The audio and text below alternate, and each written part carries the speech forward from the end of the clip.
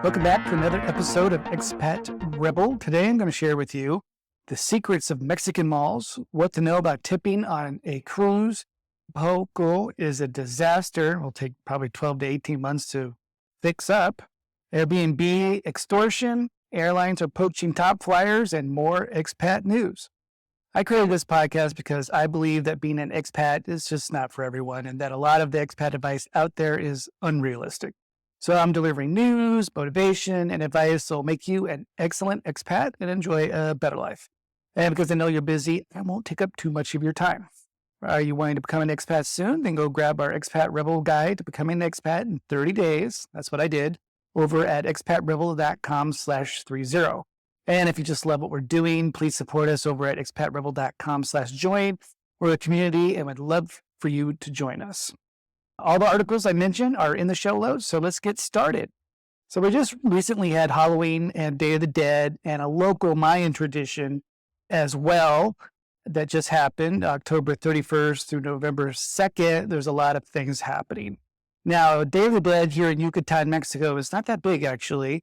Halloween is just really for kids, and there's a local tradition that is similar to Day of the Dead. And of course, modern lifestyle, a lot of these type of rituals occur on the weekend before or the Friday night before, which did happen. I have a nice article about the myths and realities of the local tradition here in Yucatan, why they're different than Day of the Dead. If you really want Day of the Dead, the good place to go is Mexico City, where it's extremely popular.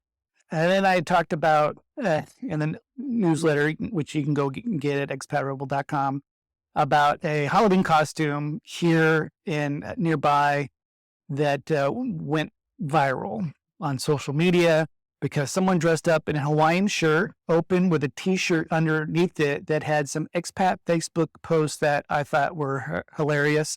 So I had to share. As some of the people asking in local expat groups had things to say, such as, I'm coming next March, will it rain? I'm moving to Playa, that's Playa del Carmen, by the way, for 2 months. Where can I get a 4-bedroom house in Centro for 300 pesos? Then we know where to find American products. I feel like I'm at home. I can't go to Walmart as I got ketchup thrown on me and lost my wallet and my cat. And I have a life coach looking for good interwork sharing space to web bond chakra energies with a few other breathing, healing shamans. And where can I go for dinner where the waiter speaks American and the menus are in American money? And lastly, what time does the construction stop? And how much is a taxi from Playa del Carmen to Mexico City? So, of course, with these sayings on it with real people's names and whatnot, which is why I didn't share the actual photo in my newsletter. It's funny as someone that's lived here a while. And because you can't predict the rain, not for an entire month, especially somewhere tropical. Yes, it's going to rain.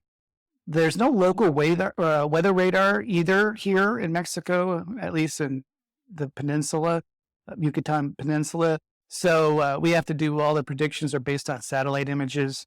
And so it's not that great. Okay, but not that great. So yes, it's going to rain. A 4-bedroom house isn't going to cost 300 pesos. Of course, that's ridiculous. That's around US $18 for a month for a 4-bedroom. I've never even seen anything even close to that. I've seen some horrible hotel room ones for $20 US a night. But I just laughed and went and stayed somewhere else, probably for a few times more than that. But maybe he meant, $300 US, thinking pesos are the same. But again, Playa del Carmen doesn't have anything similar for that, for 5 bedrooms whatsoever. Quintana Roo is barely Mexico. The pricing there is high, Tulum especially. And if you're looking for good prices and whatnot, you need to look elsewhere.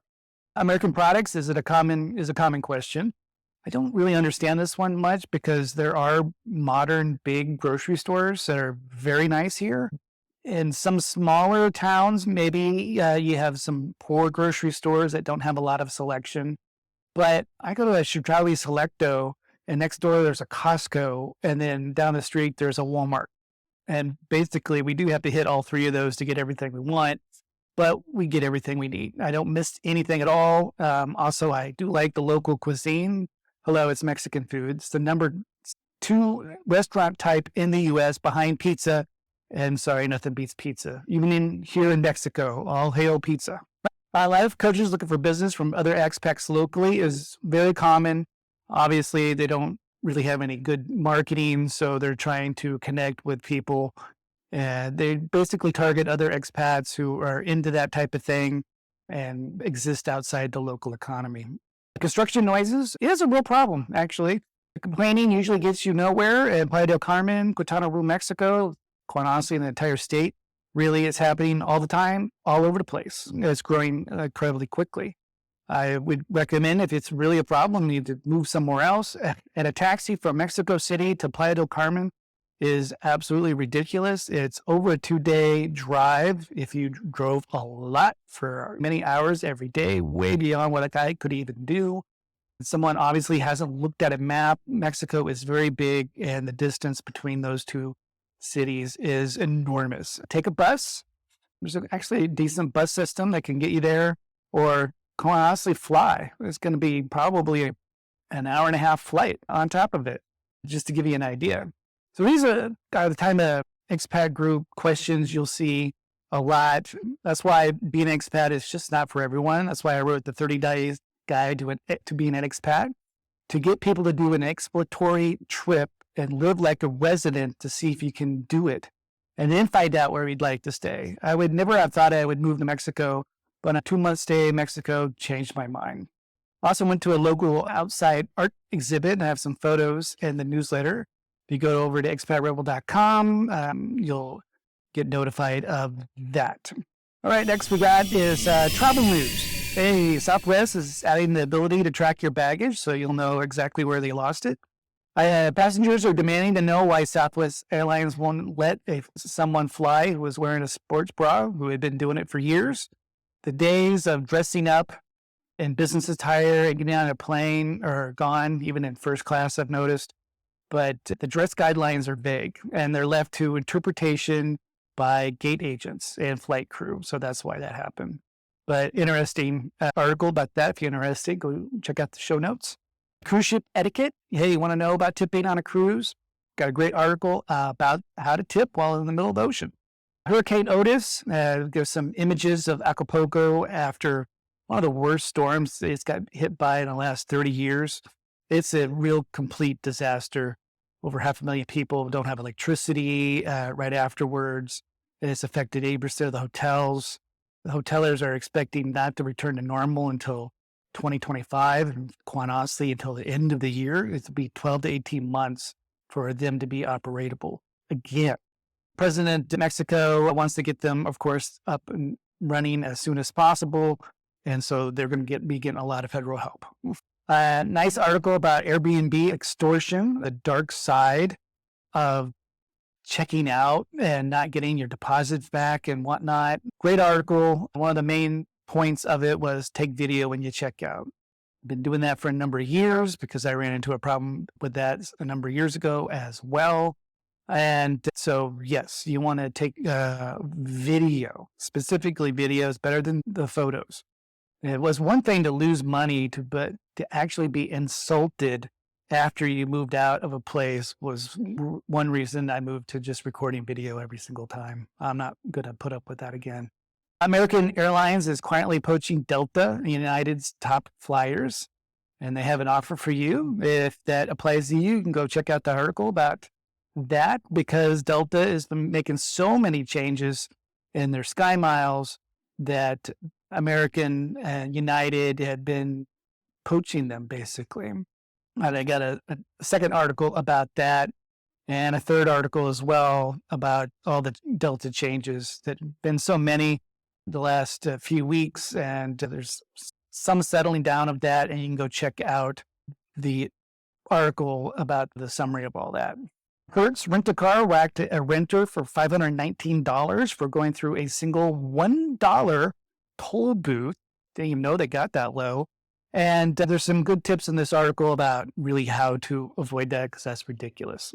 Now turning to Mexican expat news, there was a TikToker, a foreigner living here in Mexico that had a video, TikTok, go viral because she was so happy about Mexican shopping malls and showing off at how fantastic they are. And I can't agree with her more, actually.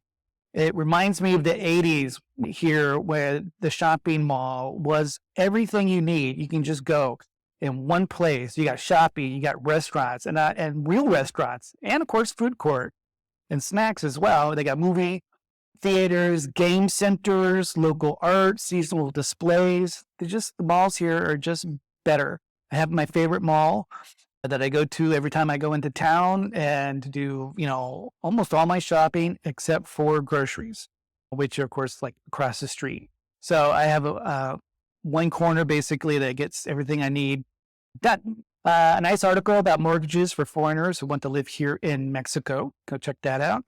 An article about someone that moved from Indiana with their young daughter and why she loves it because it's easier and better than she could ever imagined. Basically, lifestyle upgrades.